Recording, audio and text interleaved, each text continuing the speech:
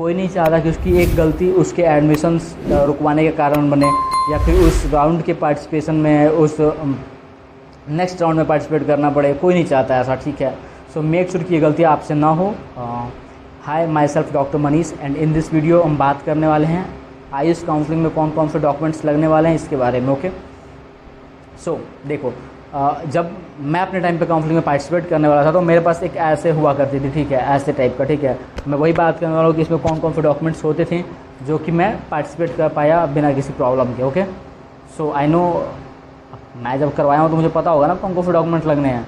So make sure कि तुम्हारे पास वो सारे डॉक्यूमेंट्स अवेलेबल होने चाहिए काउंसलिंग स्टार्ट होने से पहले। कुछ डॉक्यूमेंट्स ऐसे होंगे जो तुम्हारे पास ऑलरेडी होंगे, कुछ डॉक्यूमेंट्स ऐसे होंगे जो तुम्हें बनवाने पड़ सकते हैं। ओके, सो स्टार्ट करते हैं वीडियो को। मेक श्योर कि जो भी डॉक्यूमेंट्स की लिस्टिंग में कराऊँ वो सारे डॉक्यूमेंट्स तुम्हारे पास एटलीस्ट 3 कॉपीज़ होनी चाहिए सारे डॉक्यूमेंट्स के, ठीक है। कई बार ऐसा होता है कि हमारा जो इम्पोर्टेंट डॉक्यूमेंट होता है मिस हैंडलिंग की वजह से ख़राब हो जाता है और फिर हम उसकी रीकॉपीज़ नहीं कर पाते हैं। ओके, जैसे कि मान लो तुम्हारा नीट का स्कोर बोर्ड हो गया, इस टाइम पर दोबारा पोर्टल ऑफ है, डाउनलोड नहीं कर पाओगे। अगर तुम्हारे पास सिंगल कॉपीज़ है, हार्ड कॉपी, अगर मिस हैंडलिंग की वजह से वो ख़राब हो गई फिर तुम कुछ नहीं कर पाओगे, समझ रहे हो। सो मेक श्योर जो भी मैं डॉक्यूमेंट बताऊँ उसकी एटलीस्ट 3 कॉपीज़ या 4 कॉपीज़ तुम्हारे पास होनी चाहिए। ओके, स्टार्ट करते हैं फ़ोटोग्राफ से। पहला हो गया तुम्हारा फ़ोटोग्राफ। मैं रिकमेंड करूँगा कि तुम्हारे पास जो एडमिट कार्ड पे तुम्हारी फ़ोटो है, जो नीट के स्कोर बोर्ड पर तुम्हारी फ़ोटो है, उस फ़ोटो की कम से कम 30 या 40 कॉपीज़ तुम करवा कर रख लो। बिकॉज आने वाले टाइम में भी वो फ़ोटोज़ का काम पढ़ना ही पढ़ना है।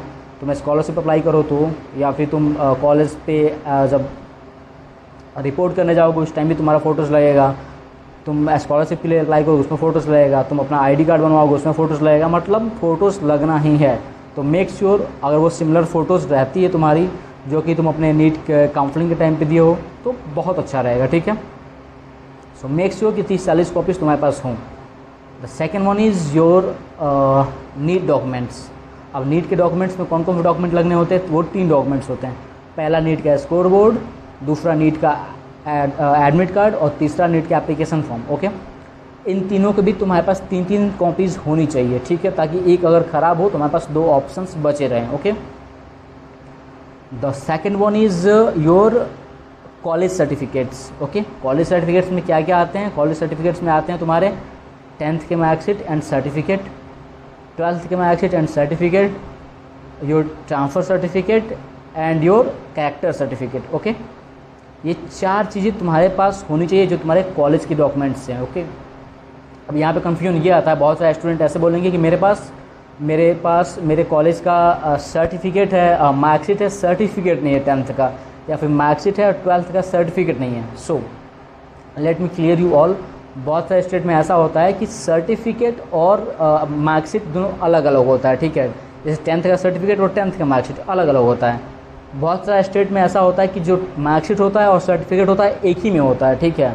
जैसे कि हमारा यूपी बोर्ड हो गया, यूपी बोर्ड से जितने लड़के पढ़ रहे होंगे वो ऐसा नोटिस करेंगे कि उनका जो मार्कशीट है उस पर सिर्फ मार्कशीट नहीं लिखा होगा, मार्कशीट कम सर्टिफिकेट लिखा होगा, ठीक है। सो उनकी मार्कशीट और सर्टिफिकेट दोनों एक ही हो गई। तो वैसे लड़के नोट डाउन कर लेंगे, उनके लिए मार्कशीट और सर्टिफिकेट दोनों एक हो गई। तो 10th की मार्कशीट सर्टिफिकेट, 12th की marksheet certificate, character certificate and transfer certificate, ये 4 चीज़ें तुम्हें कॉलेज पे जाके और अपनी कंप्लीट कर लेनी पड़ेंगी, ठीक है। नेक्स्ट आते हैं हम अपने आइडेंटिटी सर्टिफिकेट के बारे में, ठीक है। पहचान पत्र के लिए क्या क्या लगने होते हैं। तो देखो, पहचान पत्र के लिए जो सबसे इम्पॉर्टेंट होता है वो Aadhaar card, second one voter ID card और तुम्हारे पास ड्राइविंग लाइसेंस। ये 3 चीज़ें लगनी होती है। तीनों नहीं लगनी होती, तीनों में से कोई एक तुम अपने पास रख सकते हो, ठीक है, पहचान पत्र के लिए, ठीक है। तो नेक्स्ट डॉक्यूमेंट है वो तुम्हारा है निवास प्रमाण पत्र। अगर तुम यूपी के निवासी हो और चाहते हो कि मतलब वैलिडेट करना कि हाँ हम यूपी में हैं और यूपी से एडमिशन ले रहे हैं, सो तुम्हारे पास निवास प्रमाण पत्र होना ज़रूरी है। और हो सकता है कि तुम्हारे पास निवास प्रमाण पत्र पहले से हो, तो ये मेक श्योर कर लेना कि जिस दिन तुम पार्टिसिपेट कर रहे हो काउंसलिंग में उस दिन से जो प्रमाण पत्र तुम्हारे पास निवास प्रमाण पत्र है उसकी जारी तिथि यानी कि इशू डेट 6 महीने से ज़्यादा का गैप नहीं होना चाहिए, ठीक है। सो ये मेक श्योर करना कि तुम्हारा जो निवास प्रमाण पत्र है वो अप टू डेटेड हो। ओके, निवास प्रमाण पत्र। Next one is your jati praman patra. अगर तुम कास्ट एप्लीकेबल है तुम्हारा, तो तुम्हारे पास जाति प्रमाण पत्र होना ज़रूरी है। ठीक है, ये भी तुम्हारा 6 महीने के अंदर का होना चाहिए। ठीक है, 6 महीने से ज़्यादा पुराना नहीं होना चाहिए। Okay, the next one is your jati praman patra, the next one is your aay praman पत्र।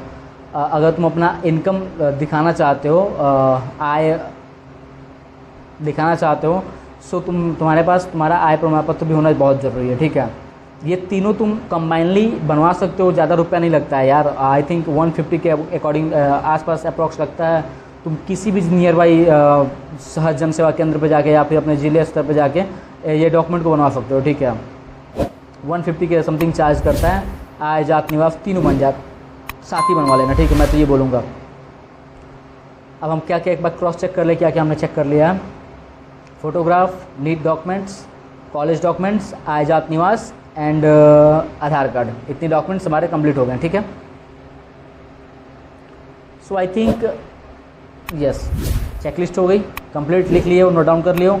सो इतने डॉक्यूमेंट्स तुम्हारे पास होने ही होने चाहिए। ठीक है, जब तुम पार्टिसिपेट करने जा रहे हो काउंसलिंग के लिए। ओके, बाकी कोई क्वेरीज रह गई हो तुम्हारी या फिर कोई क्वेश्चन हो नीट के रिगार्डिंग, काउंसलिंग के रिगार्डिंग, कॉलेज के रिगार्डिंग, तो फिर तुम फ्रीली कमेंट में पूछ सकते हो। मैं आंसर कर दूंगा तुम्हें कमेंट सेक्शन में ही। एंड बाकी मिलते हैं कॉलेज पे। वीडियो अच्छा लगा हो तो चैनल को सब्सक्राइब कर लेना, लाइक कर देना। Okay, bye.